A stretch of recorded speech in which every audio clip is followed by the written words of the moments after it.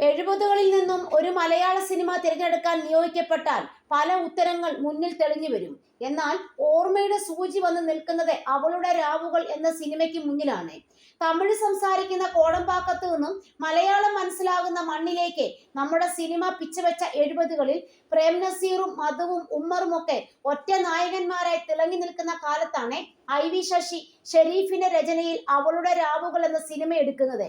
അത് സൃഷ്ടിച്ച ഭൂകമ്പം പോലൊന്ന് മറ്റൊരു സിനിമയ്ക്കും സൃഷ്ടിക്കാൻ സാധിച്ചിട്ടില്ല. നായിക പ്രതിച്ഛായകളെ വേരോടെ പിഴുതെറിഞ്ഞ ഒരു വിപ്ലവം തന്നെയായിരുന്നു അത്. കാലത്തിന് മുൻപ് പിറന്നതുകൊണ്ട് അതിനെ നാം ന്യൂ ജനറേഷൻ സിനിമ എന്ന് വിളിച്ചില്ല. പകരം ഒരു തേവടിശി കഥ എന്ന് ചാപ്പകുത്തി. ചലച്ചിത്ര നിരൂപണം, വായനകൾ താരതമ്യേന ഒരു പ്രാകൃത ദിശയിലായിരുന്ന കാലമായിരുന്നു അത്. MD തിരക്കഥ എഴുതിയാൽ ഏതു കുറ്റിച്ചൂലിനും സംവിധായകനാകാൻ കഴിയും എന്ന അന്ധവിശ്വാസം ചലച്ചിത്ര വായനകളുടെ പൊതുബോധത്തെ നിർണയിച്ചിരുന്ന കാലം.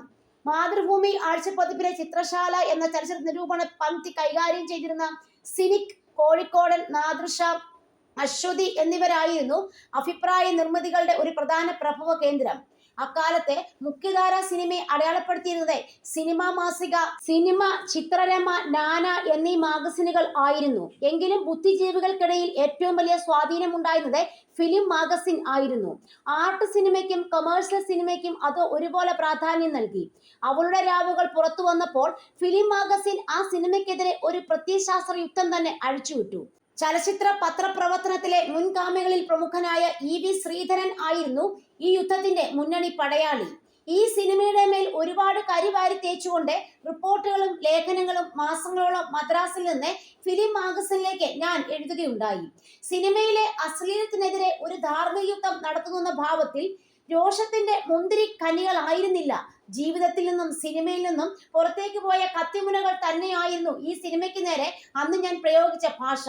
ആ ഭാഷ തീരെ കാരുണ്യമില്ലാത്തതായിരുന്നു. ഇപ്പോൾ അതിനെക്കുറിച്ച് ആലോചിക്കുമ്പോൾ ഖേദമുണ്ട്. EV ശ്രീധരൻ ഖേദപൂർവ്വം സന്തോഷപൂർവ്വം അവളുടെ രാവുകൾ തിരക്കഥ 1ാം പതിപ്പിന് എഴുതിയ അവതാരിക എന്ന് അദ്ദേഹം തന്നെ ആ കാലത്തെ രേഖപ്പെടുത്തുന്നുണ്ട്. 1978 മാർച്ച് 3-നായിരുന്നു അവളുടെ രാവുകളുടെ റിലീസ്.